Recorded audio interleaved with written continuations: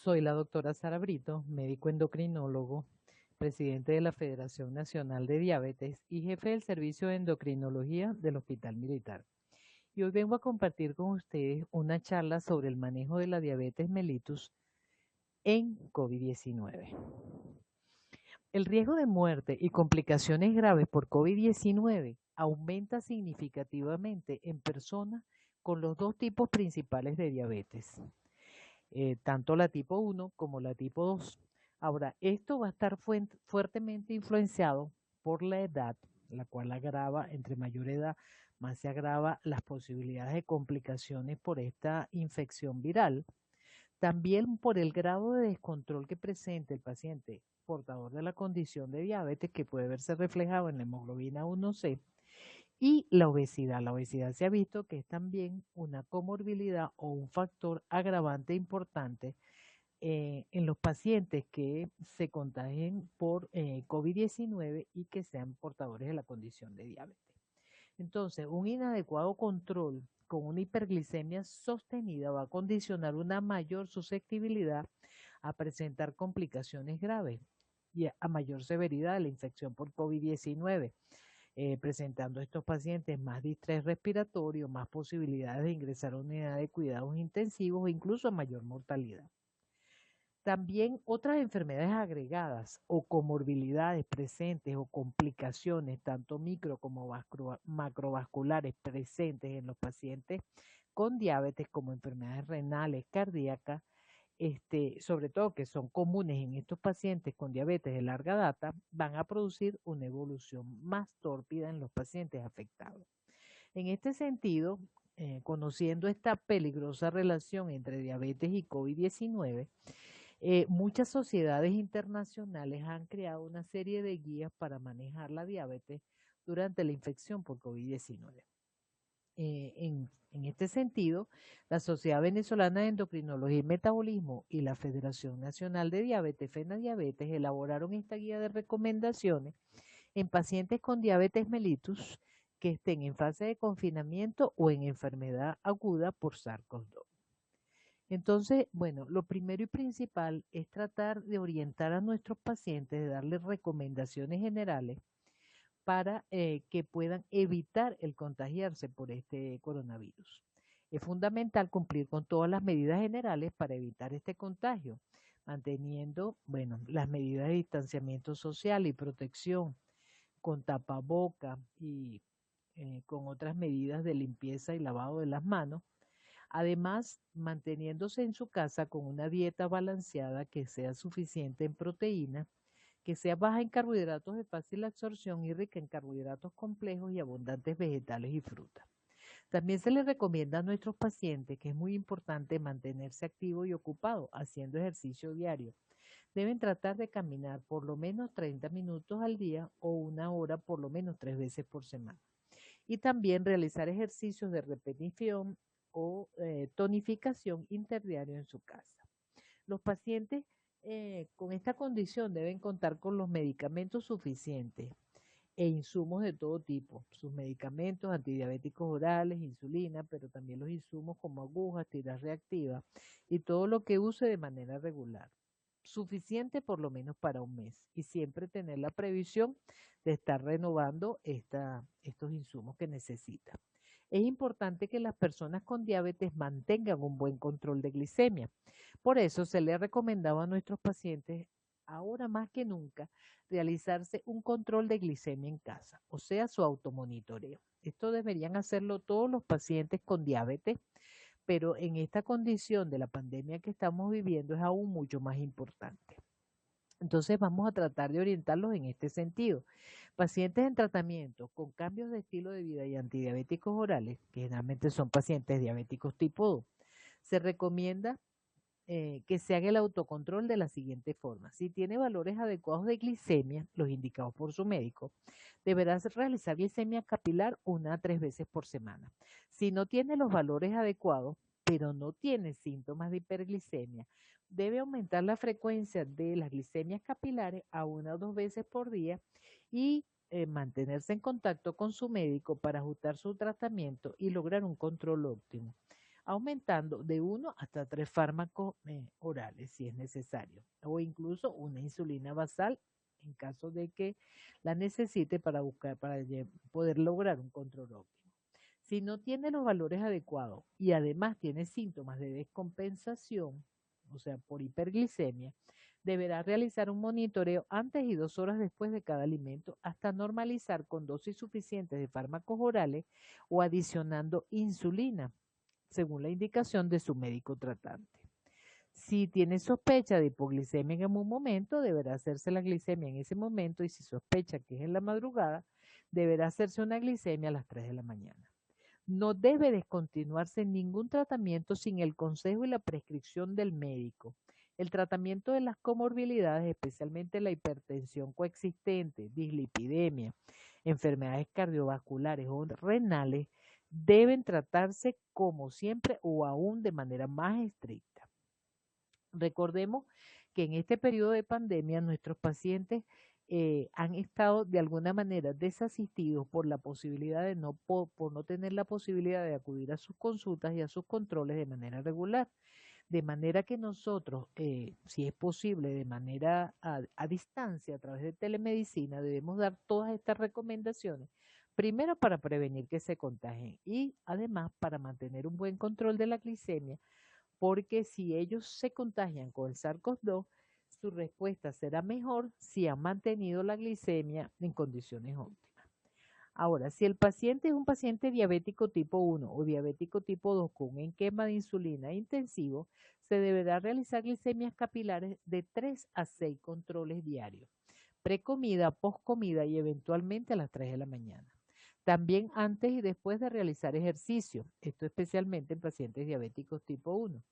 En caso de que el paciente presente una infección, que no necesariamente tiene que ser por SARS-CoV-2 o coronavirus, sino tenga una infección urinaria, una infección respiratoria de otro tipo, y sus glicemias comiencen a elevarse y se encuentren por encima de 250 y o tenga la posibilidad de detectarse cuerpos cetónicos, deberá realizar glicemias capilares cada 3 o 4 horas y recibir las instrucciones de su médico para administrar insulina regular o rápida para tratar de compensar estos valores. Disculpe. Durante el embarazo, la frecuencia de las glicemias y el esquema de tratamiento será seguido cercanamente por el médico. Los pacientes con diabetes mellitus tipo 1 en confinamiento, que se hagan monitoreo continuo de glucosa o que tengan bombas de infusión con monitoreo continuo, pues ellos deben estar abiertos a mantener un contacto permanente con sus médicos, que son personas que están especializadas en esta área y mantienen con ellos una comunicación para asesorarlos en el manejo de estos equipos. Realmente el monitoreo continuo de glucosa con valores de glicemia en tiempo real es una de las herramientas actuales más eficaces para mantener la glucosa en meta y evitar la variabilidad glicémica. Con un monitoreo continuo de glucosa se puede conocer el nivel de glicemia en todo momento y tomar decisiones inmediatas para evitar complicaciones, sobre todo si hay un proceso infeccioso o si el paciente tiende a ir a una cetoacidosis o a un estado hiperosmolar hiperglicémico. En las infecciones virales, especialmente cuando hay fiebre y malestar, esto aumenta el riesgo de presentar una cetoacidosis y el paciente debe estar más que nunca atento a los valores de glucosa para tomar medidas inmediatas. Al paciente hay que darle metas y alertas en el control metabólico. Aquí les damos los valores pues que son los más aceptados, por la Asociación Americana de Diabetes y la Asociación Latinoamericana de Diabetes, según los cuales los valores de hemoglobina glicosilada A1C deben estar alrededor de 7, pero recordemos que esto se va a reajustar de acuerdo a las condiciones de cada paciente. Si el paciente es joven y no tiene complicaciones, se puede tener un nivel de exigencia mayor. En cambio, si es un paciente de edad avanzada con complicaciones micro o macrovasculares, podemos ser un poco más laxos en el control de la hemoglobina glicosilada.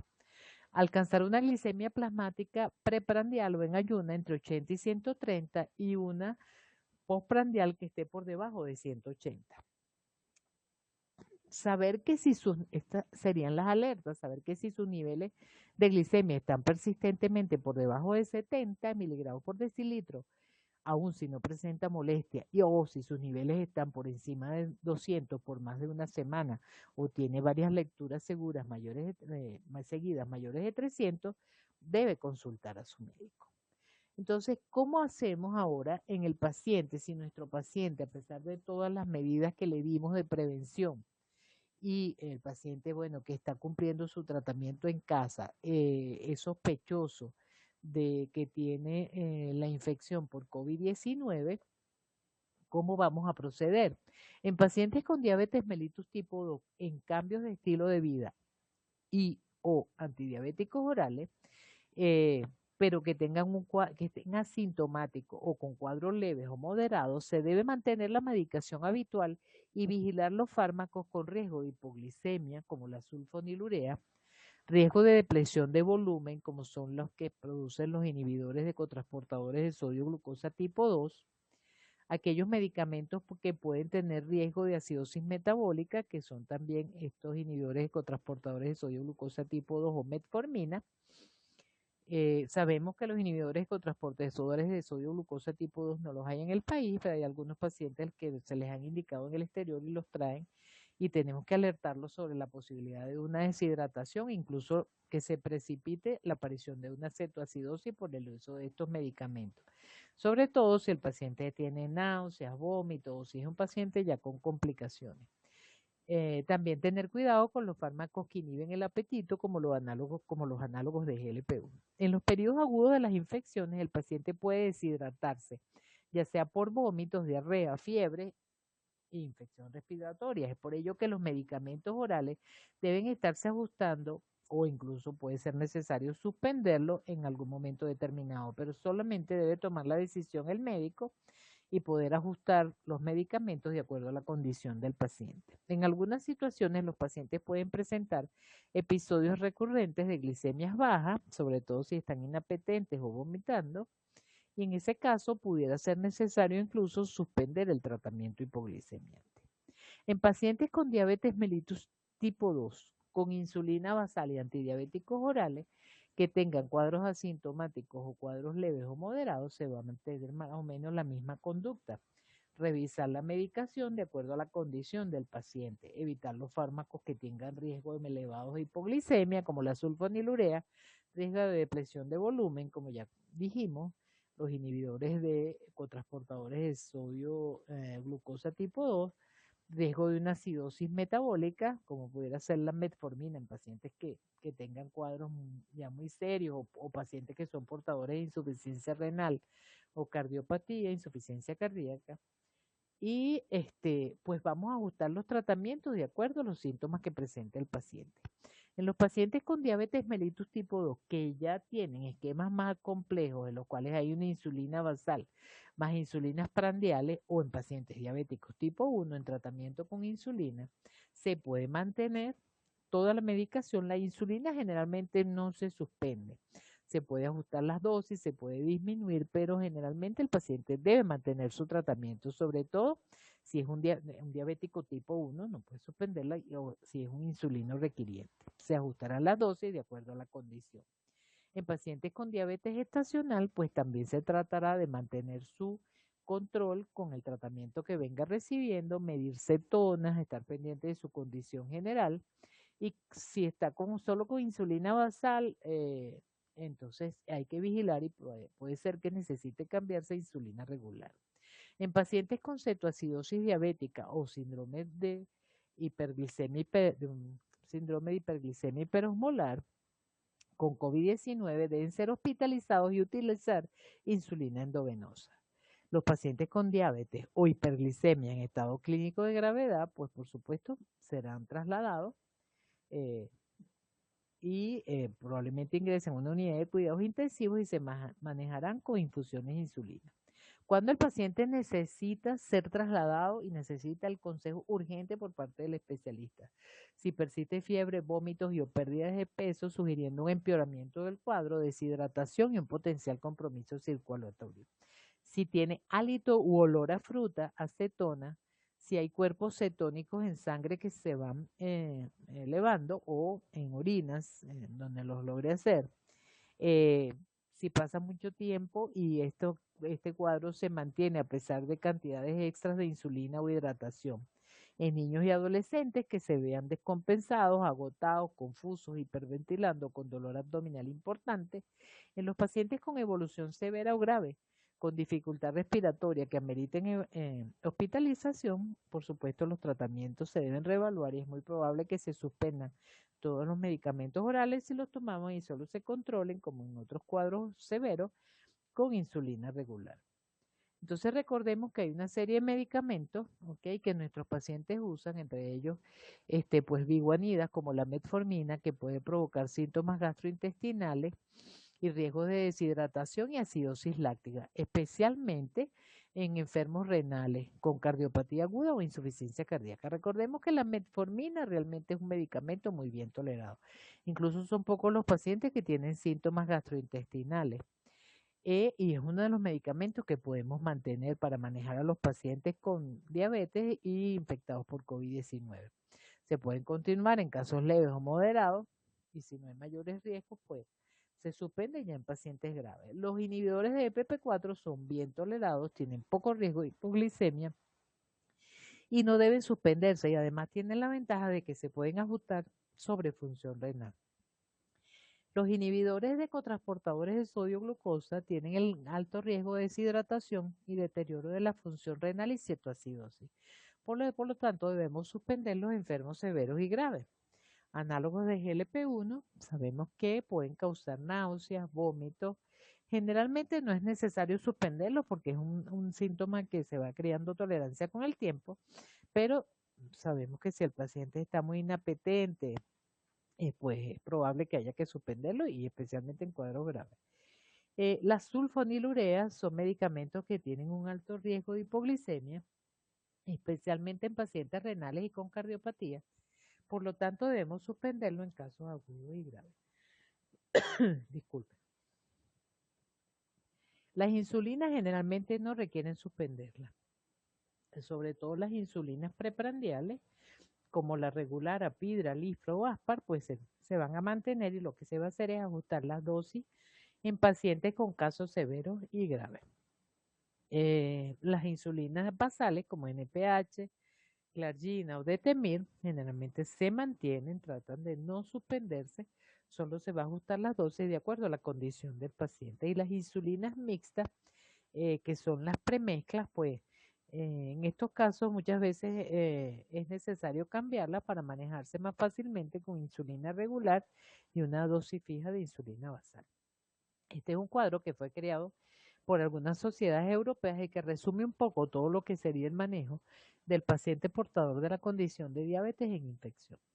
Entonces, en primer lugar, tenemos el paciente que no está infectado y al cual le estamos dando una serie de recomendaciones, como se ve en la gráfica, para cumplir en su casa. Se le está dando indicaciones del lavado de las manos, de mantener la seguridad, de tratar de no estar en sitios en los cuales haya gran cantidad de personas, que trate de que haya algún familiar, sobre todo si son adultos mayores, que sean los que hagan las compras, mantener sus insumos y sus medicamentos al día para poder cumplir su tratamiento.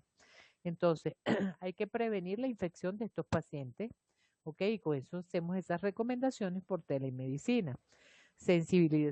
Hay que sensibilizar a los pacientes por la importancia de un control metabólico óptimo, optimizar la terapia actual, si corresponde actualizarla, si el paciente está bien, pues se deja con el mismo tratamiento. Hablarle al paciente de que nunca se debe hacer una interrupción prematura de la terapia establecida y utilizar, por supuesto, los modelos de telemedicina y salud conectada para tratar de tener la mayor comunicación con nuestros pacientes y poder controlarlo. El paciente que ya se complica y tiene un caso grave y es necesario hospitalizarlo, debe monitorearse. Primero, hay pacientes que pueden no ser diabéticos y desencadenar una diabetes durante la infección por SARS-CoV-2.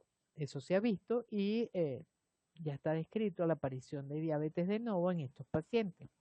Después, si ya sabemos que el paciente es portador de diabetes, en ambos casos debemos hacer un monitoreo estricto de la glucosa en plasma, también hacer otros exámenes como electrolitos, pH, cetonas en sangre. y debe hacerse una indicación temprana para la terapia con insulina endovenosa, en la mayoría de los casos con bomba de infusión, evitando, por supuesto, la variable en ese sentido de la absorción subcutánea. Y probablemente va a haber un aumento de las necesidades de insulina durante la infección. Después, el paciente, si está en su casa, se va de alta, uno le da sus metas con las cuales se debe mantener. Y ya dijimos que una concentración de glucosa en plasma basal en ayunas entre 70 y 144, ponen algunas sociedades, en el caso de la entre 80 y 130, una hemoglobina glicosilada que esté en general por debajo de 7. Si el paciente está con monitoreo continuo de glucosa, bueno, tratar si el paciente es joven y no tiene complicaciones, mantener un tiempo en rango mayor del 70% y mayor del 50% en personas frágiles y mayores. Evitar las glicemias, que sean en la menor cantidad de hipoglicemia que se presenten en estos pacientes, y una concentración de glucosa plasmática postprandial que debe estar por debajo de 180. Entonces, como conclusiones, los datos epidemiológicos disponibles hasta ahora sobre COVID-19 no apoyan la hipótesis de que los pacientes diabéticos están en mayor riesgo que la población general de contraer el SARS-CoV-2. Pero sí parece claro que la diabetes, especialmente cuando no está bien controlada, expone a las personas a más complicaciones y a mayor mortalidad. Otros factores importantes que empeoran el pronóstico son la edad, el sexo masculino, el índice de masa corporal, otras comorbilidades asociadas a la diabetes como la hipertensión, enfermedad cerebrovascular y la enfermedad renal. Un elemento importante es que la molécula que tiene la función de receptor del SARS-CoV-2, que ha sido la enzima convertidora, identificada como la enzima convertidora de angiotensina 2, cumple funciones protectoras importantes sobre diferentes sistemas, incluyendo el endocrino y a nivel de páncreas y tejido adiposo. Eso le confiere mayor gravedad para nuestros pacientes. La enzima convertidora es endocitada por el virus y disminuye su expresión en la infección por SARS-CoV-2, y eso va a producir una alteración que puede llevar a empeorar el proceso inflamatorio y de resistencia a la insulina y por lo tanto aumentar los requerimientos de tratamiento y poder llevar a la descompensación en nuestros pacientes portadores de diabetes. La hiperglicemia del ingreso al hospital y la que se mantenga durante su hospitalización es de mal pronóstico, aumento de mediadores inflamatorios, glicación de la enzima convertidora y disminución del efecto protector que ya tiene sobre el sistema metabólico. La enzima convertidora de angiotensina tipo 2 se expresa en el páncreas, tanto exocrino como endocrino, y eso pudiera explicar la aparición de diabetes de nuevo en estos pacientes. Y eso pues es lo que se ha descrito como el desarrollo agudo de diabetes. Bueno, muchísimas gracias y bueno, estoy dispuesta para las preguntas.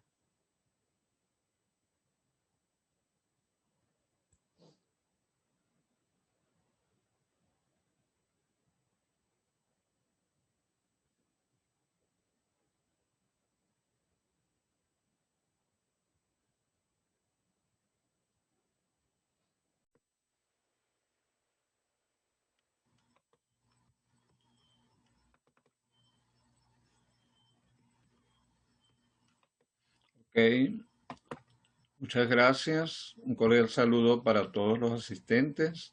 Realmente muy satisfecho de compartir con ustedes mediante esta presentación, contribuyendo así a la realización de este evento. En esta oportunidad les voy a comentar sobre el manejo de la diabetes mellitus tipo 1 en la situación de pandemia por COVID-19 y su confinamiento. Tenemos entonces a los pacientes diabéticos tipo 1 que tienen esta enfermedad autoinmune, la cual requieren insulina como tratamiento obligatoriamente. Y tenemos a la nueva enfermedad por este coronavirus SARS-CoV-2, la cual se comenzó a detectar a finales del año 2019.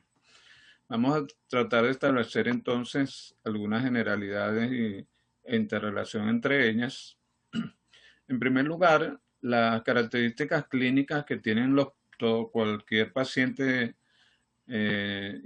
niño por COVID-19, se ha descrito que el periodo de incubación entre 1 a 14 días, que hay una buena proporción de pacientes que tienen un curso asintomático y que eso va del 10 al 25%, mientras que los que son sintomáticos hasta el 90% tienen formas leves, en las cuales predomina como síntomas la fiebre y la tos, y la gran mayoría tienen un cuadro como un resfriado común o un catarro común.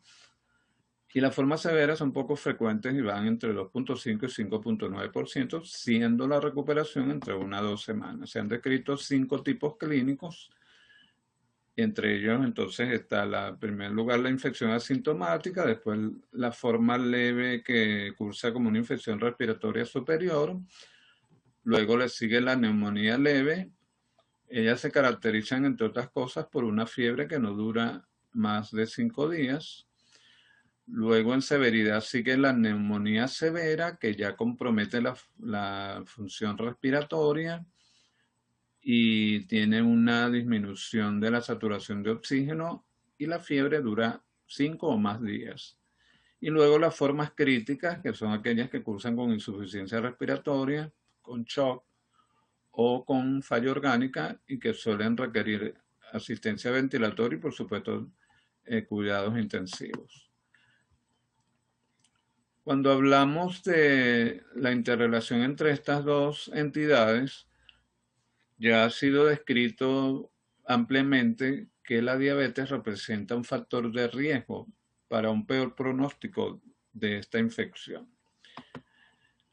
Y hay metaanálisis grandes donde esto se ha visto claramente entre las diferentes patologías que representan un riesgo para un mal pronóstico, un resultado de mortalidad más acentuado. Está la diabetes mellitus. Y como factores involucrados en este comportamiento se mencionan el deterioro de la inmunidad de los pacientes diabéticos y las comorbilidades y complicaciones que ellos presentan, así como la edad y el mal control. Ahora, cuando hablamos de niños, vamos a ver lo siguiente. Nos preguntamos primero si el poseer diabetes mellitus tipo 1 representa un riesgo de contraer COVID-19, y los reportes hablan en algunos casos, como por ejemplo series de China e Italia, que no hubo en una serie reportada ningún paciente diabético tipo 1. En Inglaterra, en cambio, sí se mencionan casos hospitalizados, pero no se analiza claramente cuál es la situación, y no se puede concluir que haya un mayor riesgo de contraer la enfermedad por tener diabetes mellitus tipo 1, algo similar a lo que se ha dicho en los pacientes diabéticos tipo 2. Luego, cuando consideramos la posibilidad de que un paciente contraiga COVID-19 y aparezca diabetes, y en particular diabetes mellitus tipo 1, tenemos que, a pesar de que las infecciones respiratorias se han asociado y las infecciones virales en general se han asociado con la aparición de autoinmunidad y diabetes mellitus tipo 1, con el coronavirus, el SARS-CoV-2, ha habido solo reportes aislados. Ha habido, por ejemplo, en Alemania se describió un caso de un muchacho de 18 años que tuvo una infección asintomática y al mes presentó diabetes, debutó con diabetes, y a él no se le consiguieron anticuerpos, pero la proximidad de las dos cuadros hizo pensar en que se relacionaban. Igualmente, en el acta diabetológica se describe un caso de una paciente de 29 años que sí tuvo una infección sintomática y a los pocos días tuvo la aparición de diabetes mellitus, que en este caso sí fue con la aparición de anticuerpos. Entonces se ha analizado y se ha visto que en la situación de infección por COVID-19 es relativamente frecuente la aparición de un trastorno del metabolismo de la glucosa, llevando a hiperglucemia, Y esto se han señalado diferentes mecanismos a través de los cuales puede ocurrir. Tenemos que la infección viral, por el mecanismo de mimetismo molecular, puede desencadenar autoinmunidad, y entonces en ese caso pues sería la típica forma en que se produce la diabetes mellitus tipo 1. La otra forma sería a través de la invasión de la célula beta del páncreas por el virus, ya que esta célula beta tiene el receptor fundamental para el virus, que es el receptor de la enzima convertidora de angiotensina 2. Y entonces hay un daño directo a la célula beta, o también en forma indirecta a través de la infección de la porción exocrina del páncreas y pancreatitis, y la producción de citoquinas y de enzimas que digieren el tejido pancreático, y entonces eso puede igualmente un daño que lleva a disminución de la producción de insulina y a diabetes.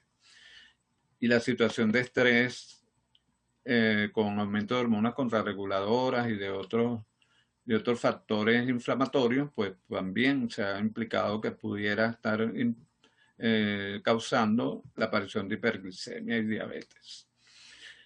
Pero de que podamos afirmar de que hay un riesgo de diabetes mellitus tipo 1 está allí como una alta posibilidad, y por el momento lo que debemos es mantenernos alerta con el metabolismo de la glucosa en los pacientes infectados. Ahora hablemos de lo que sería el curso clínico en los pacientes diabéticos tipo 1 con COVID-19.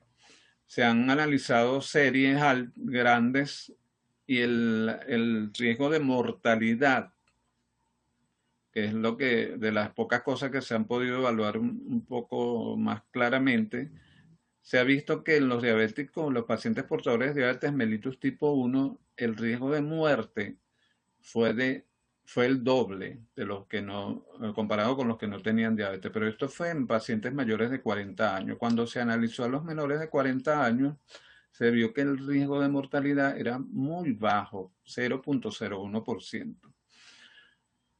Y bueno, ya en los pacientes que tuvieron mayor riesgo, se vio que había descontrol, hemoglobina glicosilada elevada, o también la presencia de índice de masa corporal muy bajo o muy alto fue un factor relacionado, así como igualmente el mal control glucémico. Un aspecto importante que se ha destacado es la aparición de cetoacidosis diabética en los pacientes en la situación de confinamiento, ya no directamente por la pandemia, sino por el confinamiento. ¿Por qué? Porque el confinamiento ha llevado a una restricción de las consultas médicas, y esto ha llevado a que los pacientes se retrasen en su atención y en acudir al centro respectivo, y las alteraciones que pueden haber presentado se han empeorado, llevando a la situación. Entonces, este estudio alemán analizó a los niños y adolescentes con diabetes mellitus tipo 1 en los primeros 2 meses de pandemia, y observó que hubo, comparando esos 2 meses con los 2 meses de los 2 años anteriores, que hubo un aumento muy importante de la incidencia de cetoacidosis diabética, de 24.5 a 44.7%. Y eso fue más elevado cuando ocurrió en niños menores de 6 años. Y entonces tuvimos allí el resultado de que hay un aumento importante en el riesgo relativo de cetoacidosis diabética en estos pacientes, siendo igualmente, como lo vemos aquí, mucho mayor en los pacientes con menor edad, menor de 6 años.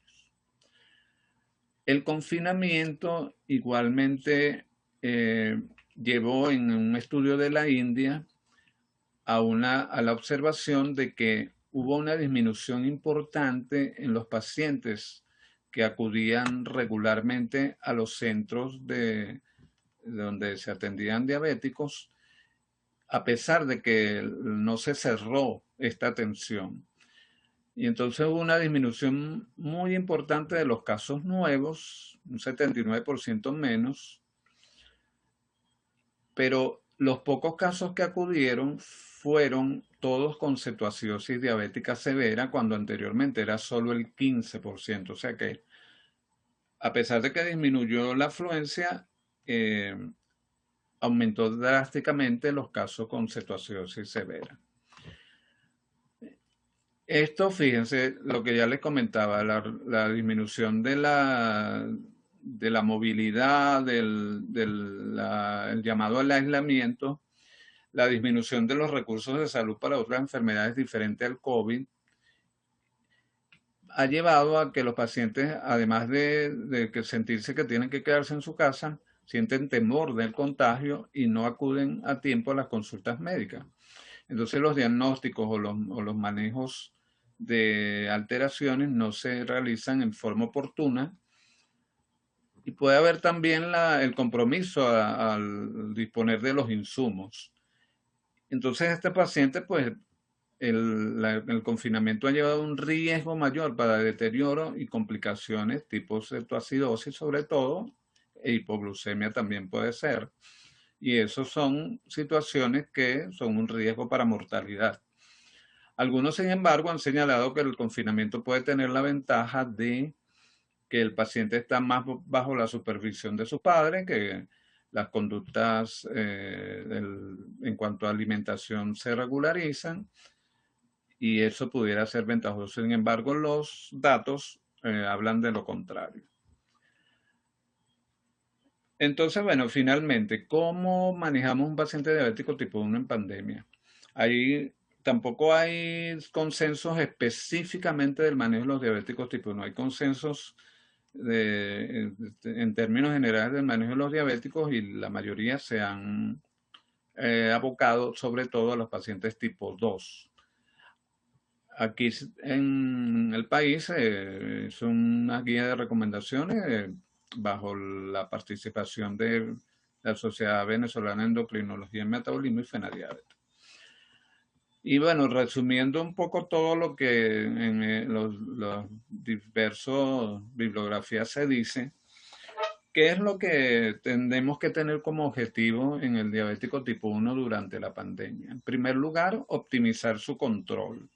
Eso lo vamos a medir a través del logro de metas y, por supuesto, de tener un paciente que esté en buenas condiciones y asintomático.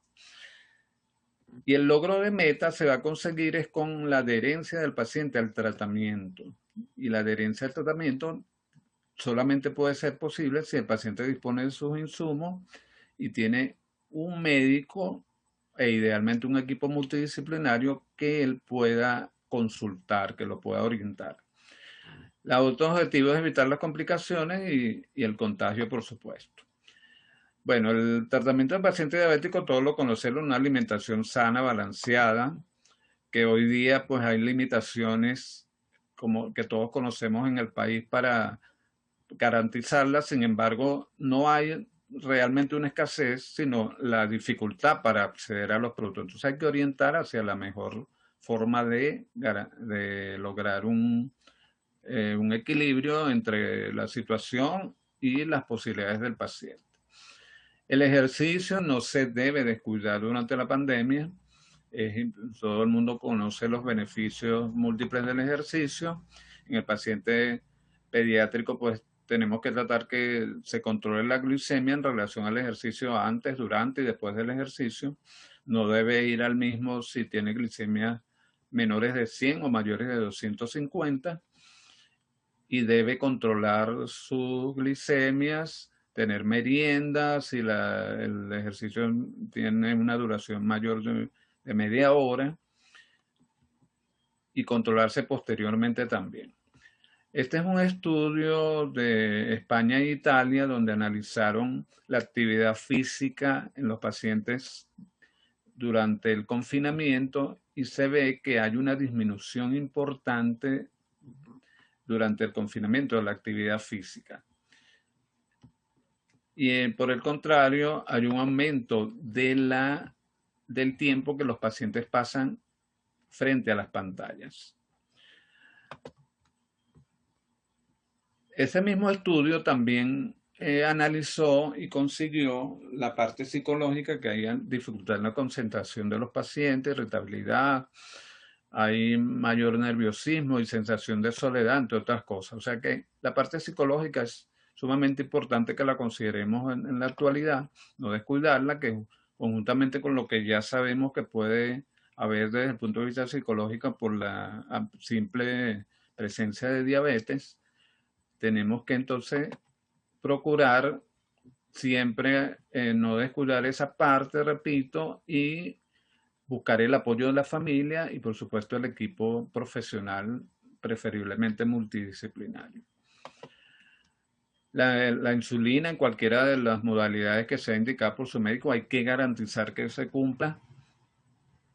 Si es una bomba de infusión, pues con más razón, aunque cualquier método de administración de insulina tiene que ser monitoreado por un profesional y seguido adecuadamente, modificado de acuerdo a la condición del paciente.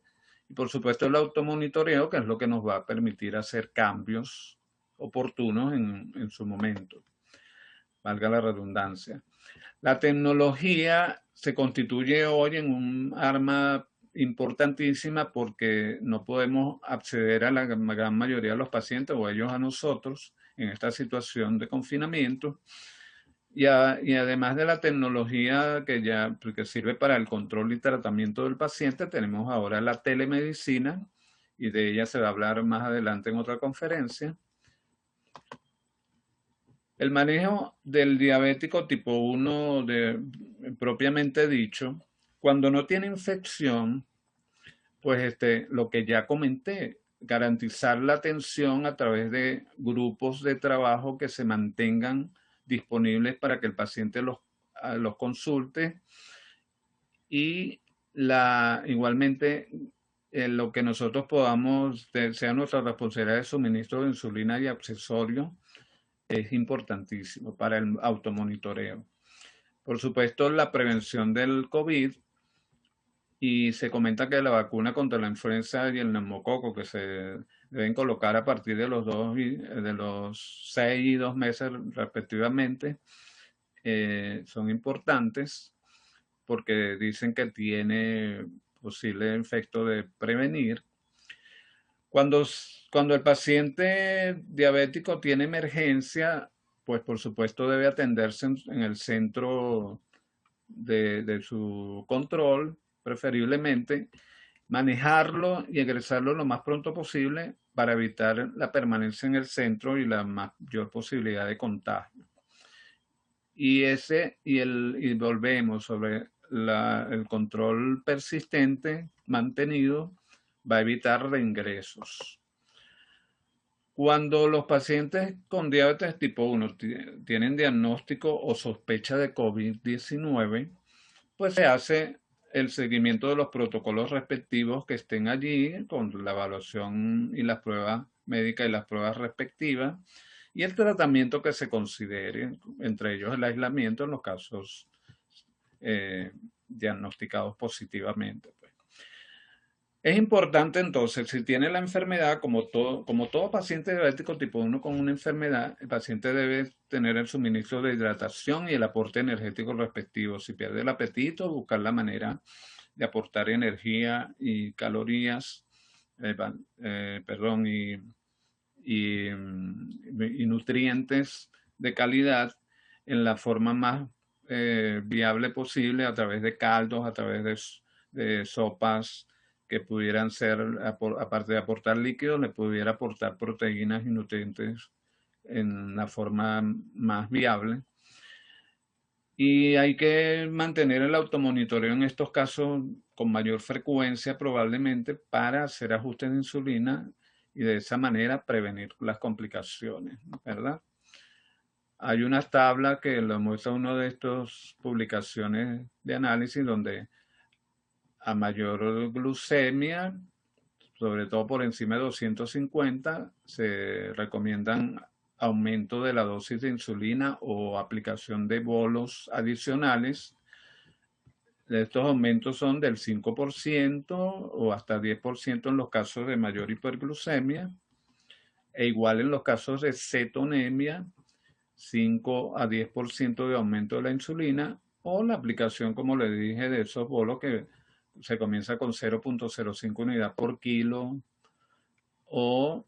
y puede llegarse hasta 0.1, 0.2 unidades por kilo, sobre todo si hay una combinación de tanto de hiperglucemia como de cetonemia. En el caso que los pacientes presenten cetoacidosis o una complicación severa del COVID, pues por supuesto se mantiene la recomendación de la infusión de insulina continua intravenosa, tratando de mantener una glicemia cerca de 200 hasta resolver la cetoacidosis y posteriormente tratar de llevarla a valores más cercanos a las metas y instalando la vía oral precozmente. Pero ha resurgido, en vista de la situación de confinamiento, de saturación de los servicios y de probablemente limitación de la disponibilidad de bombas de infusión continua, de que se use la insulina subcutánea, y entonces se recomienda cada 2 horas hasta llevar la glicemia a 90 miligramos por decilitro aproximadamente. Puede ser más relajada cada 4 o cada 6 horas si el pH es mayor de 7, o si la glicemia ya está igualmente controlada. La insulina basal debe reiniciarse una vez que se haya resuelto la cetoacidosis y el paciente tenga la vía oral. Esta vía oral debe también reiniciarse lo más pronto posible, una vez que el paciente esté consciente con la cetoacidosis resuelta.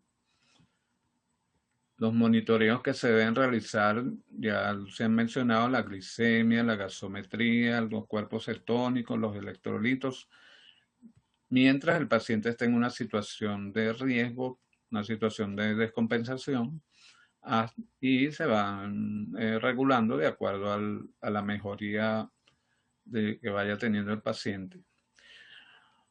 Bien, en todo caso, lo importante es mantener ese control sobre el paciente, que él tenga la disponibilidad de sus insumos, que tenga la posibilidad de consultar en la situación de cualquier alteración. El médico decidirá si se mantiene la atención por telemedicina o si debe ir presencial, pero lo más importante es que él se sienta apoyado, que se sienta asistido. Bueno, entonces, muchas gracias por su atención. Esto es fundamentalmente lo que les quería presentar.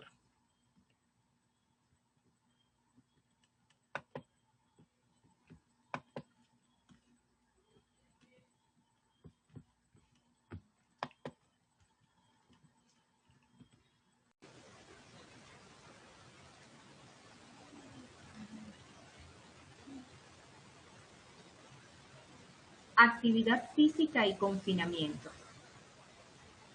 La pandemia ha obligado a tener un aislamiento social que incluye el confinamiento en casa. Esto conlleva a una reestructuración en el estilo de vida de las personas, disminuyendo los niveles de actividad física, debido a que las jornadas de trabajo en este mismo lugar, en casa, el tiempo de sedentarismo y de actividades frente a pantallas se han prolongado. Es de notar que la actividad física tiene un efecto modulador en diversos sistemas y dependiendo de las características del ejercicio, el individuo puede presentar adaptaciones que tienen efectos directos sobre la homeostasis, el equilibrio y el control metabólico. La presencia de obesidad, diabetes tipo 1 y 2, hipertensión arterial, así como un sistema inmunológico comprometido aumentan la propensión a contraer infecciones. Y los cambios con los que se relaciona el sistema inmune y el ejercicio tienen que ver básicamente con alteraciones en las células, citoquinas e inmunoglobulinas, y con la respuesta hormonal ante el estrés físico que genera el ejercicio. Definimos pues el ejercicio como la actividad física que se realiza para mejorar la calidad de la salud, mantener el estado físico, corregir una deformidad o restablecer el adecuado funcionamiento de órganos y la normalidad de las funciones corporales. Involucra casi todos los sistemas del organismo. El principal es el sistema músculo-esquelético, posteriormente el cardiovascular, endocrino, inmunológico y neurológico. Sus adaptaciones van a variar no solo del tipo de persona, sino también del tipo de ejercicio, la duración, intensidad y cronicidad del mismo. En cuanto a la respuesta fisiológica y el ejercicio, pues vamos a tener, como lo mencionamos anteriormente, implicación en diversos sistemas. Y en cuanto al sistema cardiovascular, se evidencia un aumento de la frecuencia cardíaca y aumento de la presión arterial con un incremento consecuente de la demanda de oxígeno por parte de los tejidos, particularmente del músculo, y esto es a consecuencia de la liberación de hormonas como noradrenalina, endorfinas, hormona de crecimiento, beta-endorfinas, cortisol, que son las hormonas del estrés, y con una disminución de la secreción de insulina por parte del sistema endocrino. A nivel del sistema inmunológico, vamos a tener producción de interleuquinas 2, 6, 7 y 10. También vamos a tener una expresión del antagonista del receptor interleuquina 1, con aumento de células T, leucocitos e inmunoglobulinas para la defensa del organismo ante cualquier proceso infeccioso. Estas inmunoglobulinas particularmente son IgM, IgE, IgG e IgA. Se evidencia también una disminución de células claras y reducción de pentroxinas, y estas dos últimas tienen que ver con el proceso inflamatorio a nivel del neumocito, particularmente en el caso del COVID-19. Cuando hablamos de reducción de la inflamación, tiene pertinencia el ejercicio, puesto que es conocido como un potente antioxidante, por tanto, promueve o favorece las defensas antioxidantes, además de reducir el estrés. Y todo esto va a contribuir en consecuencia a una reducción de la inflamación. En cuanto al sistema muscular, el ejercicio aumenta el número y tamaño de las mitocondrias musculares, también de las enzimas y de la actividad del ciclo de Krebs, particularmente activa la beta-oxidación y la oxidación de los ácidos grasos libres para que estos sean usados al mismo tiempo como energía y no solo en el tema de la glucosa. Y la activación tiene también particular importancia en la activación de la cadena de transporte de electrones, así como la expresión de genes vinculados con múltiples proteínas, tal es el caso del GLUT4, exoquinasa, glucógeno sintetasa, lipoproteína lipasa, carnitina palmitoyltransferasa y diversos reguladores angiogénicos. El ejercicio disminuye la resistencia insulínica, genera reducción de las glucemias en pacientes con diabetes mellitus tipo 2, genera también descensos de la hemoglobina glicosilada por mejorar los niveles de glucemia postprandial, aumenta el consumo de glucosa por parte de los músculos y tejidos, con su consecuente disminución en sangre, disminuye la producción endógena de glucosa, disminuye la insulinemia, puesto que disminuye la resistencia a la acción de la insulina. En estas guías para los americanos, guías de actividad física para los americanos, postuladas por la American Heart Association en noviembre del 2018, comentaban una serie de recomendaciones y básicamente dejaban claro que el ejercicio debe realizarse entre 150 a 300 minutos semanales si se trata de una actividad física de intensidad moderada. Pero si es una actividad física vigorosa, la indicación es entre 75 a 150 minutos semanales. Se debe incluir 2 veces por semana ejercicios de fortalecimiento muscular que involucren todos los grupos musculares. Particularmente defienden el trabajo aeróbico, caminar y tratar de alcanzar el mayor número de pasos dentro de la casa, bailar, realizar ejercicios en alguna plataforma virtual y elevación de rodillas y talones a un ritmo moderado. Estas mismas guías manifiestan algunos beneficios o generan algunos beneficios de la actividad física y su impacto en el sistema cardiovascular. Los destacan, entre ellos la disminución de la incidencia de enfermedad cardiovascular, SBS y enfermedad cardíaca, particularmente insuficiencia cardíaca, disminución de la mortalidad por enfermedad cardiovascular. Ellos destacan que también hay una reducción de la presión sanguínea con una disminución de la incidencia de hipertensión, obviamente. Existe una pérdida de peso, especialmente cuando se combina con cambios del estilo de vida, con una mejoría en la dieta para reducir la ingesta de calorías. Existe prevención en la recuperación de peso posterior a su pérdida y con la práctica de ejercicio hay un aumento reducido de peso reducido en el tiempo, así como una disminución de la incidencia de diabetes mellitus tipo 2. Ellos insisten en recomendar a los adultos que deben moverse más y sentarse menos durante el día y que además destacan que se obtienen beneficios adicionales para la salud al realizar más allá de 300 minutos, es decir, 5 horas de actividad física intensa, de intensidad moderada, a la semana. ¿Cuáles pueden ser entonces las recomendaciones del Colegio Americano del Deporte? Pues en cuanto al ejercicio cardiorrespiratorio en adultos, las dosis deben alcanzar al menos de 150 minutos de ejercicio de intensidad moderada por semana. También coinciden en el caso de las guías para los americanos, las guías de ejercicio físico para los americanos.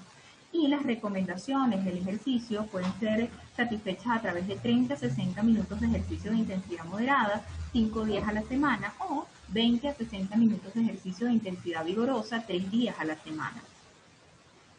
Una sesión continua y múltiples sesiones más cortas de por lo menos 10 minutos son aceptables para acumular la cantidad deseada de ejercicio diario. La meta es obtener los 150 minutos de ejercicio de intensidad moderada a la semana. La distribución va a depender evidentemente del médico y el paciente, porque hay que individualizar cada caso. La progresión gradual del tiempo de ejercicio, su frecuencia y la intensidad para lograr una mejor adherencia y disminuir el riesgo de lesiones debe tomarse en cuenta. Y las personas que no puedan cumplir estos mínimos se pueden beneficiar con algún tipo de actividad física. Pero el Colegio Americano de Medicina del Deporte nos destaca desde el 2018 que debemos mantenernos más activos. Continuando con los ejercicios de fuerza, las recomendaciones al respecto nos dicen que los adultos deben entrenar cada grupo muscular 2 o 3 días a la semana, usando una variedad de ejercicios y equipos. De muy baja intensidad, los ejercicios de fuerza son mejores para las personas mayores o adultos sedentarios antes de comenzar el ejercicio. Y de 2 a 4 series de cada ejercicio de fuerza ayudará a los adultos a mejorar la misma. Así pues, para cada ejercicio, 10 a 15 repeticiones mejorarán la fuerza en personas de mediana edad y en personas mayores o adultos mayores se deben comenzar ejercicios de fuerza de 8 a 12 repeticiones para no solo mejorar la fuerza, sino también la resistencia muscular. Los adultos mayores deben esperar por lo menos 48 horas entre las sesiones de entrenamiento de resistencia. En cuanto a la flexibilidad y el ejercicio, los adultos deben hacer ejercicios de flexibilidad por lo menos 2 o 3 días a la semana para mejorar el rango de movimiento. Cada estiramiento se debe mantener durante 10 a 30 segundos hasta el punto de tensión o malestar leve. Nunca se debe llegar al dolor. Practicar un ejercicio de flexibilidad con dolor puede llegar a lesionar y esto ser objetivo de dejar o abandonar el ejercicio y es lo que menos queremos. Esto se debe explicar al paciente en consulta para que el ejercicio posteriormente no se convierta en un trauma. Ya más adelante vamos a ver cuáles cosas pueden evitar que los pacientes hagan o detengan el ejercicio. Repita cada estiramiento 2 a 4 veces, acumulando 60 segundos por estiramiento. Y puedes combinar estiramientos de flexibilidad estáticos, dinámicos o estiramientos balísticos. La flexibilidad en ejercicio es más efectiva cuando el músculo está caliente. Esto es importante porque muchos esperan a hacer la flexibilidad o los ejercicios de flexibilidad cuando ya ha pasado el tiempo del ejercicio y se debe tratar de practicar la actividad aeróbica ligera o un baño caliente para calentar el músculo, puesto que mejora la flexibilidad cuando se hace inmediatamente posterior al ejercicio. En cuanto a los ejercicios neuromotores, el ejercicio neuromotor, a veces llamado entrenamiento de la aptitud funcional, se recomienda para 2 o 3 días a la semana. Y los ejercicios deben incluir habilidades motrices como equilibrio, la agilidad, la coordinación y la marcha, el entrenamiento propioceptivo y actividades multifacéticas como el tai chi y el yoga para mejorar la función física y la prevención de caídas en los adultos mayores. 20 a 30 minutos por día son apropiados para el ejercicio neuromotor. Pero, ¿qué nos dicen las guías para el diagnóstico y control de tratamiento de diabetes mellitus tipo 2, en este caso de la Asociación Latinoamericana de Diabetes, ALAD?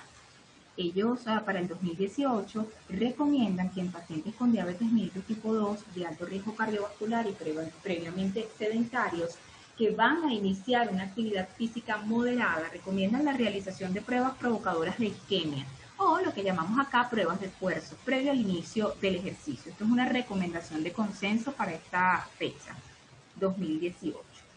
Se deben también evaluar condiciones como neuropatía autonómica o neuropatía periférica severa con presencia de retinopatía y otras situaciones que pueden contraindicar cierto tipo de ejercicios, también como recomendación de consenso. Y la educación al paciente sobre el tipo e intensidad de actividad física debe ser parte del programa educativo integral de todo paciente con diabetes mellitus tipo 2.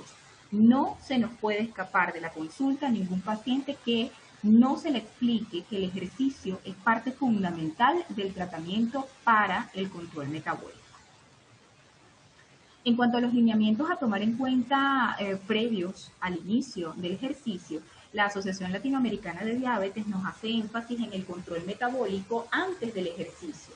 Y es que se deben evitar realizar ejercicios si la glucemia en ayunas es mayor a 250 miligramos sobre decilitros. Si se confirma una cetosis presente, obviamente, o si la glucemia es mayor a 300 miligramos sobre decilitros, independientemente de que haya o no un cuadro de cetosis o de cetoacidosis. Ellos sugieren ingerir carbohidratos antes del ejercicio si la glucemia es menor a 100 miligramos sobre decilitros. Y en caso tal de que el paciente pues tenga un control con antidiabéticos o no, monitorear la glucosa sanguínea antes y después del ejercicio o durante, si se considera necesario, si hay síntomas, identificar el momento que es necesario modificar la ingesta de alimentos o dosis de insulina en caso tal de que el paciente tome o se aplique insulina o tenga algún tipo de esquema que pueda generar o contribuir, como en el caso de pacientes mayores con hipoglucemiantes del tipo sulfoniluria, pues hay que monitorear más estricto la glucemia por la incidencia de hipoglucemias que pudieran presentarse y aprender cuál es la respuesta glucémica ante diferentes condiciones de ejercicio, que eso sí va a ser individualizado en cada paciente, puesto que va a depender evidentemente de la sensibilidad al ejercicio que se tenga y la respuesta insulínica como tal. Entonces, la ingesta de alimentos también debe tomarse en cuenta, como consumir carbohidratos de absorción rápida cuando sea necesario para evitar cuadros de baja de glucemia o de hipoglucemia, y la disponibilidad de alimentos, carbohidratos durante y al finalizar el ejercicio. Muchas veces el decirle al paciente que tenga la disponibilidad una fruta de alto índice glucémico, como por ejemplo el cambur, para antes o particularmente después del ejercicio, en cuyo caso y más aquellos que se han aplicado la insulina, no realizar ejercicios si no ha ingerido alimentos y ya se ha aplicado la insulina. Esto está completamente contraindicado. Básicamente, estas son las recomendaciones de la Asociación Latinoamericana de Diabetes. Acá les traigo digamos, un estudio prospectivo longitudinal que evalúa los efectos en 12 semanas del ejercicio de intensidad moderada en la respuesta en la glucosa sanguínea en pacientes con diabetes mellitus tipo 2. Este es un estudio taiwanés que se publicó en el 2019 y tomaba una muestra en nene de 66 pacientes entre 40 y 60 años con diagnósticos de diabetes mellitus tipo 2 en tratamiento con antidiabéticos orales del tipo de sulfonilurias, ¿ok? Y ellos fueron sometidos a un programa de ejercicio de 3 sesiones por semana que duraron 30 minutos por sesión por 12 semanas y a todos se les midió glucemias capilares a las 8 am, 2 pm, 8 pm y glucemias centrales o venosas pre y post comida. Los resultados con una P estadísticamente significativa menor a 0.01 las conclusiones que dieron fueron que entrenar con intensidad moderada es seguro y mejora el control metabólico. Un nivel elevado de glucemias antes del ejercicio o un control metabólico deficiente conduce a mayor reducción de glucosa en sangre con ejercicios de intensidad moderada, esto es importante. Ejercicios por la mañana resultaron en mayor descenso de los niveles de glucemia respecto a controles realizados en la tarde y en la noche, y esto es importante cuando se puede prescribir el ejercicio. Esto es un estudio que me llama la atención precisamente por este caso, puesto que se desconoce si se debe a la influencia de los ritmos circadianos sobre la mayor reducción de la glucemia, pero lo que ellos vieron es que en los ejercicios que se aplicaban por la mañana existía un mayor descenso de los niveles de glucemia. Cuando les hablaba de las barreras que se ponen muchas veces los pacientes para participar o realizar en el ejercicio, es necesario que nosotros la tomemos en cuenta al momento de indicarlo. Y pues muchas de las cosas que ellos dicen o que comentan es que se presenta la fatiga, y esta fatiga puede llevar al dolor, ¿ok? Esto evidentemente es algo con lo que nosotros tenemos que lidiar al momento de la prescripción, puesto que todo aquello que genere dolor pues va a ser inmediatamente denegado para realizarlo o evitado por el paciente, ¿no? Lo otro es el miedo a empeorar cualquier lesión que se pueda tener, y por eso las asociaciones sugerían el verificar procesos de neuropatías diabéticas que ya estuviesen presentes, pies diabéticos que pudieran estar por allí.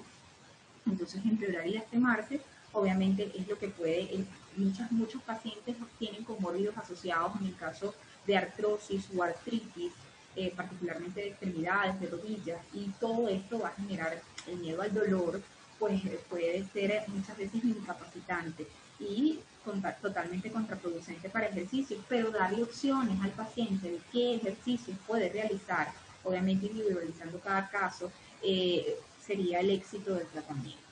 La falta de motivación, puesto que si no le das opciones, pues no va a tener una meta. Si no fijamos una meta y no le das una opción de cómo él puede, pese a todos sus diagnósticos, realizar ejercicio, lo dejas prácticamente sin armas, ¿no? Al motivo de generarte una excusa. Esta desmotivación pues hace que se pierda la confianza en la realización del ejercicio. El tiempo, por cuánto tiempo lo realizaré, pero precisamente el tiempo es algo a nuestro favor, puesto que mientras el paciente en mayor tiempo practique ejercicios, pues va a generar un hábito, y este hábito le va a hacer sentir que cuando no lo realiza, pues siente como mayor pesadez o sensación de dificultad para realizar ciertas tareas, menor agilidad, y esto es importante destacarlo. La superación en el pasado, ¿por qué? Porque quizá tengamos en contrapeso la dificultad para alcanzar metas previas, y es que son estos pacientes que habitualmente te dicen, ya yo lo intenté y no lo logré, y esta desmotivación es con la que nosotros debemos luchar para tratar de hacerle afianzar al paciente que el ejercicio es una de las mejores, o es una opción terapéutica, y que no es una opción para dejar, no es una recomendación, es parte del tratamiento. Y pues el lugar donde realizarlo, pues porque no tengo en casa, no tengo un espacio disponible en casa, vivo en un apartamento, no sé que de repente pueda ejercicio yo realizar que sea efectivo dentro de las circunstancias que tengo, y no tengo el apoyo tampoco de un entrenador que me guíe. Pues nosotros a veces debemos hacer las veces del entrenador y tomar ese lugar para que se pueda cumplir la meta. Otra de las últimas, no menos importante, es que no se disfruta el ejercicio o es aburrido, y es esa falta de motivación que me da porque es fastidio, estoy haciendo lo mismo. De repente hay que siempre jugar, muchas veces como con los niños, a la indicación de qué es lo que te gusta hacer. Esa pregunta que muchas veces no se la hacemos o la pasamos desapercibida en la consulta es importante, porque si no se disfruta el ejercicio, si no anclas el paciente a disfrutar de lo que hace, pues no obtendrás una buena respuesta, y mucho menos vas a obtener que se apegue a la indicación y al tratamiento. Pero hablando de esto, ¿cómo indicamos el ejercicio? Y es que hay diversos factores que debemos tomar en cuenta. Pero ¿cuáles son esos aspectos que debemos tomar en cuenta? La población, según el tipo o el nivel de actividad física, se puede clasificar en tres grupos principales. Básicamente, los activos son aquellos que realizan actividad física en su tiempo libre, que consumen más de 2.000 kilocalorías por semana. Con esto, digamos, no tenemos gran problema. Pero están los moderadamente activos, que tienen una actividad física en su tiempo libre que consume entre 500 y 2.000 kilocalorías por semana. Y los peores de todos, que son los sedentarios, que no realizan ningún tipo de ejercicio físico y su actividad es inferior a 500 kilocalorías por semana. ¿Qué otra cosa debemos tomar en cuenta? Contra estos últimos, evidentemente, debemos hacer un cambio prácticamente del patrón de comportamiento y cambio completamente del estilo de vida de esa persona y adaptar pues, una rutina de ejercicio a esa persona según las condiciones que se tengan. Debemos tomar en cuenta las tres fases del ejercicio, y es el caso del precalentamiento, 5 a 10 minutos para evitar lesiones y producir una adaptación hemodinámica gradual. Por ejemplo, ejercicios con una frecuencia cardíaca de 10 a 20 latidos por encima del reposo. Esos son los ejercicios de precalentamiento.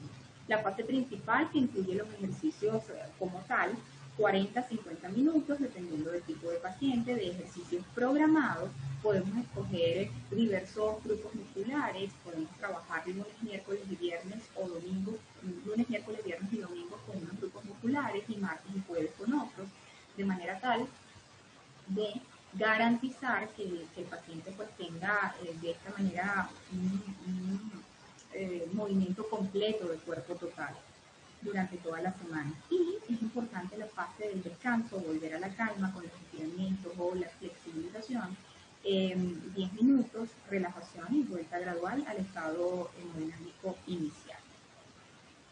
¿Cómo debemos nosotros prescribir en el récipe el ejercicio? ¿Cómo se indica el ejercicio? Pues debemos tomar en cuenta el tipo de ejercicio que vamos a indicar, dependiendo del paciente, masculino, femenino, adulto joven o adulto de edad avanzada y las comorbilidades que se tengan. Podemos indicar, recordar siempre el tipo: pesas, barras, TRX, pilates, yoga, o diversos ejercicios de glúteos, abdomen y piernas, o ejercicios de brazos y espalda. Frecuencia: lunes, miércoles y viernes en días no consecutivos por semana. Intensidad: 8 a 12 repeticiones. Tiempo: 3 series por 8 a 12 repeticiones, que incluyan 8 a 10 grupos musculares por 40 minutos. Así, de esta manera, nosotros debemos hacer el récipe para los pacientes, para que los pacientes tengan claro que no es una recomendación y en esto debemos insistir, es parte del tratamiento. Si no se realiza, no mejora los síntomas. ¿Y qué tiene que ver esto con el control metabólico? Pues, ¿cómo concluimos todo esto? Concluimos porque el ejercicio aumenta la absorción de la insulina desde el lugar de inyección hasta la sangre, disminuye los requerimientos de insulina ya que aumenta la sensibilidad a la misma, existe una disminución en sangre de los niveles de glucosa en vista de su utilización durante el ejercicio por parte del músculo y el resto de los tejidos, y también concluimos que los más aconsejables son los ejercicios aeróbicos porque favorecen la circulación sanguínea y que es aconsejable que se indique como parte del tratamiento de un récipe según cada caso individual y las comorbilidades asociadas. Gracias.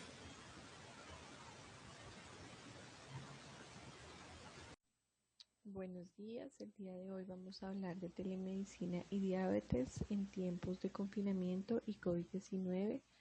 Mi nombre es Diana Paola Bonilla, soy médico pediatra, residente de tercer año de endocrinología pediátrica del Hospital Militar Universitario Dr. Carlos Arbelo.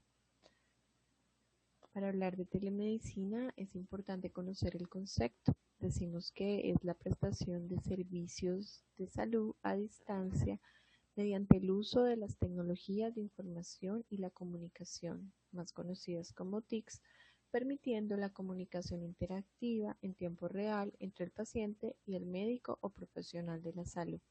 Esta nos permite monitorización de pacientes a distancia, tecnología de almacenamiento y envío y telemedicina interactiva. Algunos términos importantes de conocer son telesalud, que son las TICs en salud, que permiten atención médica e información independientemente de la distancia y su objetivo es la prevención. La telesalud es una valiosa herramienta para la difusión de información sobre el cuidado y la prevención de enfermedades crónicas. La telemedicina es una rama de la telesalud. Según la Asociación Estadounidense de Telemedicina, por sus siglas en inglés ATA, permite el intercambio de información médica entre dos sitios a través de las comunicaciones electrónicas o medios digitales. El objetivo es mejorar el estado de salud de un paciente. E-Salud son las TICs empleadas en salud para la prevención, diagnóstico, tratamiento, seguimiento y gestión de la salud. En E-Salud encontramos diferentes productos y servicios para la salud, como aplicaciones móviles, la telemedicina, los dispositivos para la monitorización que se integran en ropa y accesorios, como los monitoreos continuos de glucosa, la Big Data que se encuentra en la Internet, grandes cantidades de datos de esto, los sistemas de apoyo para realizar decisiones médicas, el Internet que tienen algunos artículos y los videojuegos en salud. Hablamos que salud, según la OMS, es la práctica de la medicina y la salud pública soportada por dispositivos móviles. Aquí estarían los teléfonos inalámbricos, los teléfonos móviles, los dispositivos de monitorización de pacientes, asistentes digitales y otros dispositivos que sean inalámbricos. ¿Por qué hablamos que es importante esto? La diabetes requiere un control metabólico estricto. En varios estudios se ve que esto disminuye la mortalidad y la morbilidad de los pacientes.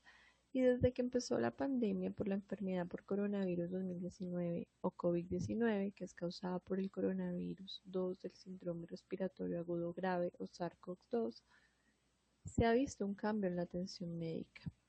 Entonces ha hecho que los pacientes tengan un confinamiento y que se esté limitando el control y seguimiento de estos pacientes. Limitar el control y seguimiento aumenta las complicaciones. También se ha visto que el COVID-19 aumenta la mortalidad en las personas sin comorbilidades de 2 a 3% y en las personas con diabetes un 7 y 8%.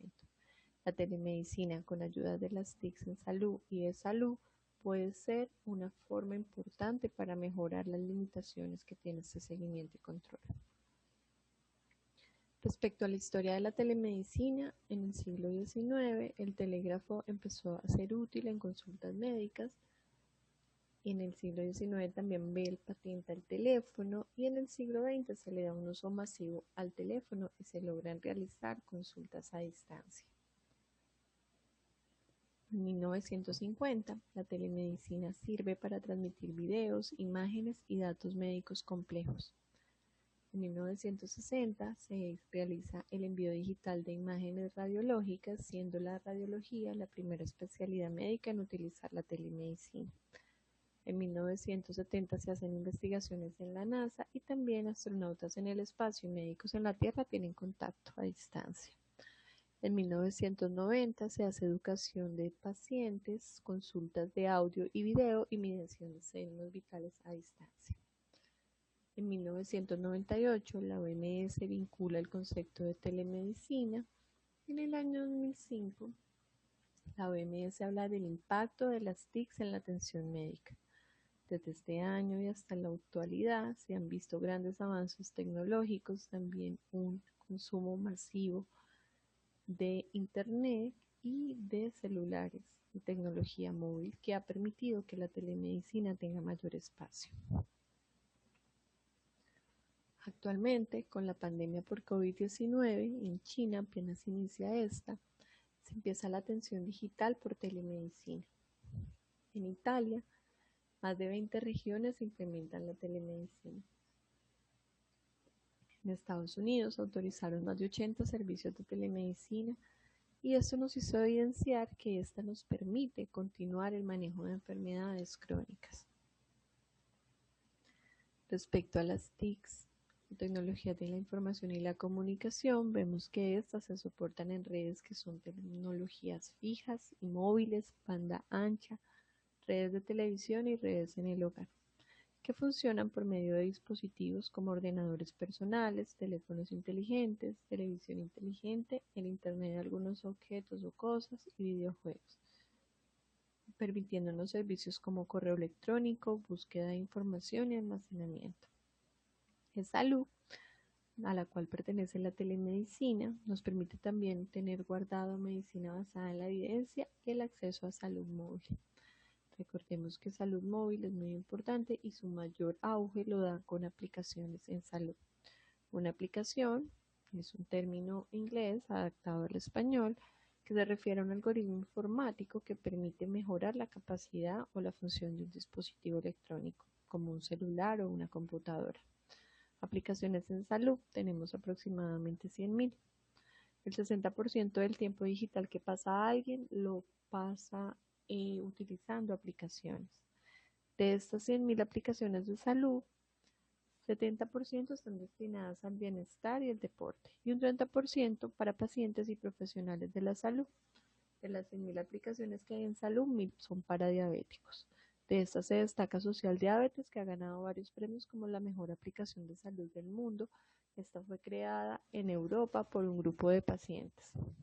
Se debe tener en cuenta que para que una aplicación móvil que pertenece a e-salud para diabéticos sea confiable o tenga más seguridad de los datos, debe tener contenidos como datos de autor, fecha de actualización, fuentes confiables de información, una navegabilidad adecuada tanto para el médico como para los pacientes si es que tiene uso de interacción.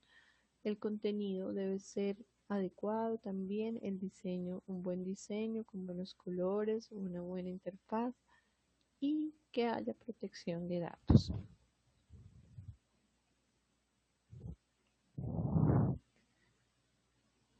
Referente al método SOAX para consulta a distancia, hay varios métodos, se sugiere este, pero no es el único. Se sugiere que respecto al paciente se miren las características clínicas, la lista de problemas que tiene y los medicamentos que están administrándose. La parte subjetiva, evaluar los síntomas y las necesidades del paciente. En la parte objetiva, realizar una adecuada exploración física, que obviamente por estar a distancia está limitada, aunque con videollamadas y algunos dispositivos como estetoscopios a distancia se pueden mejorar algunas partes del examen físico, siendo esto una de las principales desventajas.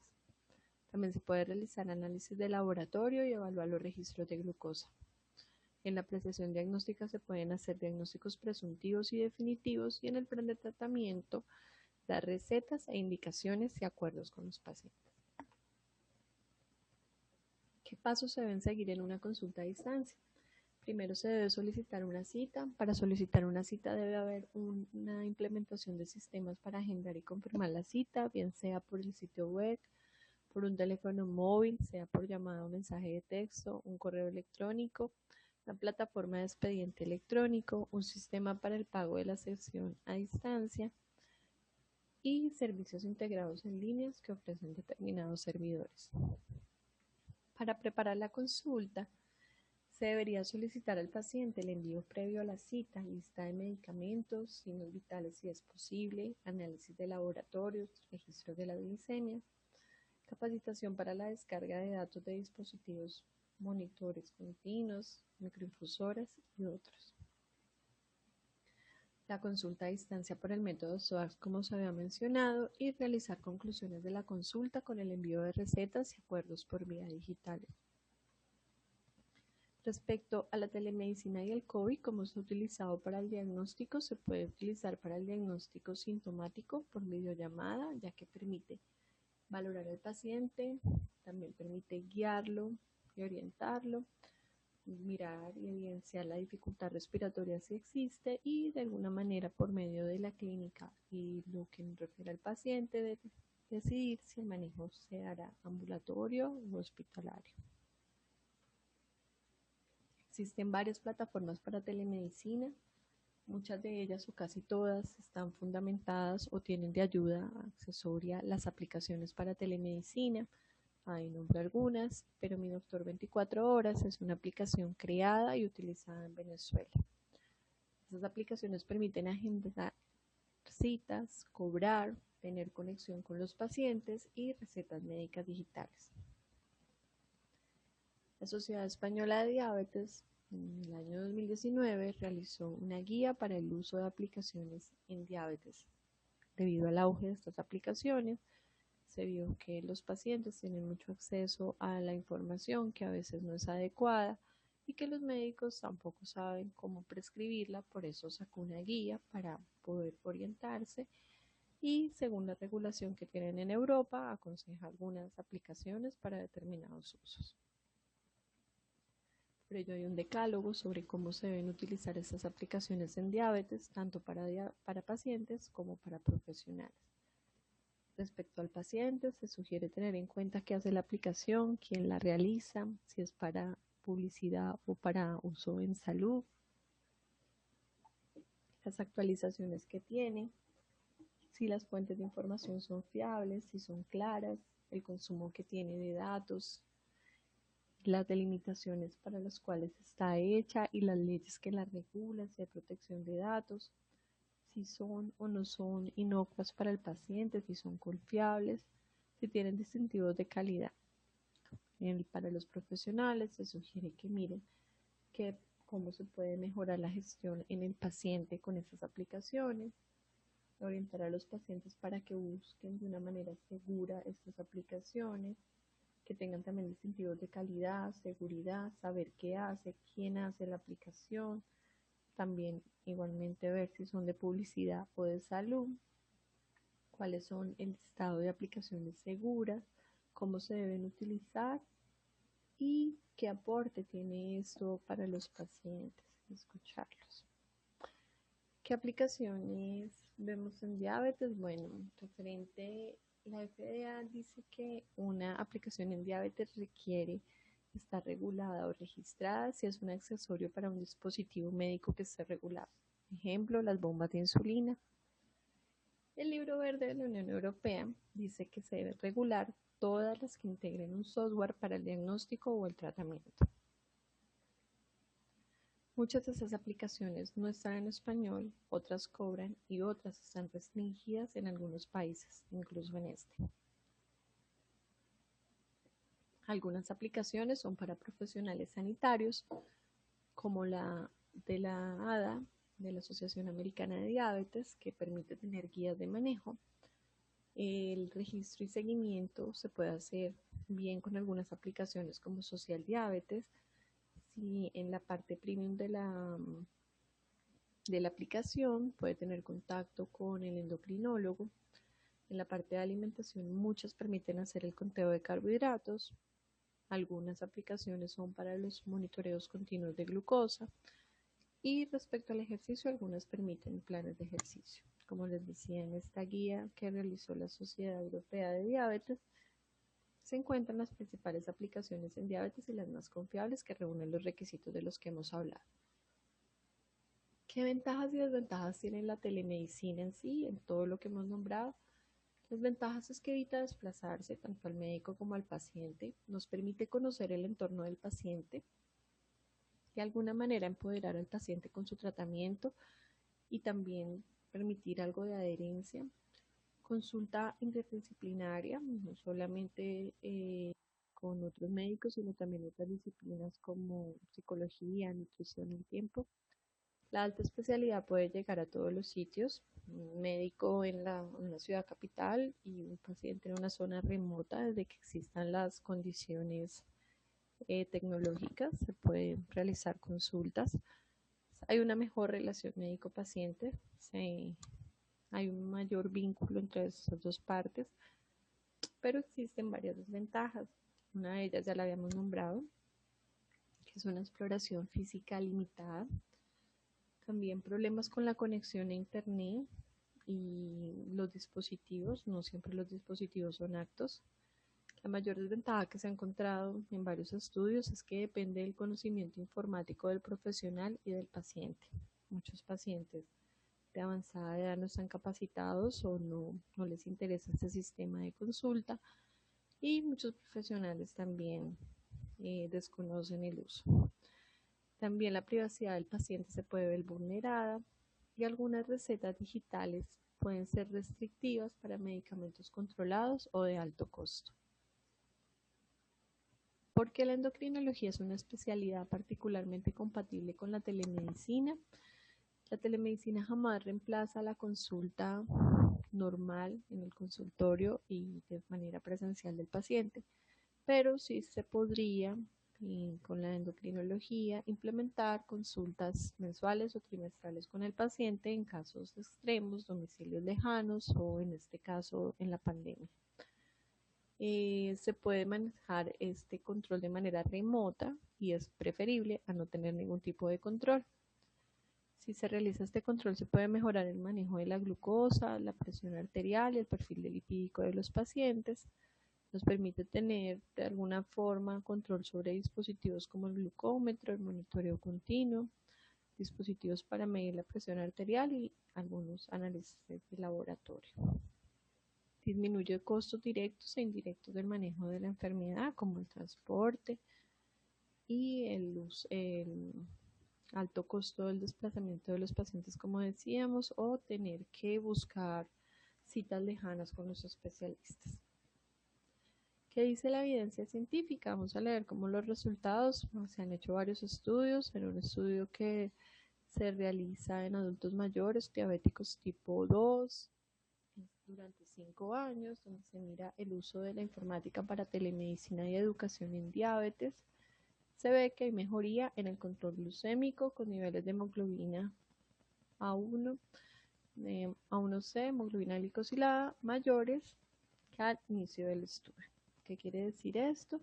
Que la hemoglobina glicosilada se ha evidenciado en varios estudios que se han realizado en Estados Unidos que pacientes que han tenido control con telemedicina han disminuido en un año hasta 1% respecto a otros pacientes que tienen control rutinario. Entonces dicen que la telemedicina tiene un potencial de optimizar el manejo en diabetes. Respecto a un estudio realizado en España sobre el impacto metabólico y seguimiento por medio de la telemedicina en diabéticos tipo 1, se hizo un estudio casos sin controles en 6 meses. Se miró que el grupo de intervención requirió menos tiempo en consulta y también respecto al conocimiento, la calidad de vida, la adherencia al tratamiento, resultaron muy similares los resultados de los dos grupos y la hemoglobina glicosilada también no tuvo mayor variación entre los pacientes que asistían a consulta y los pacientes que eran vistos por telemedicina. Entonces se concluyó que las citas por telemedicina tienen resultados comparables con las citas presenciales. Otro estudio realizado en Estados Unidos, también con diabéticos tipo 1, similar al realizado en España, concluye que la telemedicina es una opción en el seguimiento de pacientes con diabetes. Y lo mismo, un control de seguimiento muy similar en los pacientes que asisten a consulta y los pacientes que son vistos por telemedicina. Respecto a los marcos normativos para el uso de telemedicina o telesalud, en Venezuela la Constitución de la República Bolivariana de Venezuela dice en su artículo 83 que la salud es un derecho fundamental y la ley de la telesalud se basa en este artículo y en la Gaceta Oficial número 6207 del 28 de diciembre del 2015 habla sobre la telesalud y dice que se debe tener una privacidad para ejercerla. Además de esto, se siguen vinculando al artículo 83 diciendo que es un derecho fundamental y que la telesalud permite que se siga brindando el derecho a la salud. La Asamblea Mundial de la Salud en el año 2018 en la OMS dice que debe hacerse una estrategia mundial sobre la salud digital para que haya una cobertura sanitaria universal, ya que esta lo permite. La Organización Mundial de la Salud en el año 2019 refiere que mejorar la salud y los servicios básicos mediante las tecnologías digitales debe ser una prioridad. ¿Qué objetivos se tienen a futuro con la telemedicina? Respecto a la atención del paciente, vincular nuevas herramientas tecnológicas y métodos innovadores para el tratamiento y atención de los pacientes con diabetes. Respecto a los médicos, se deben integrar las TICs como una herramienta útil en endocrinología, participar en el diseño de este tipo de tecnología, realizar más estudios sobre telemedicina y diabetes, vincular las TICs en la educación del paciente diabético, ya que son una herramienta útil. Respecto al sistema de salud, hacer que esto nos ayude a que haya un acceso oportuno en salud con profesionales especializados sin importar la distancia ni los recursos del paciente. Bueno, muchas gracias. ¿Dudas y preguntas? Agradezco la atención y la invitación al Congreso.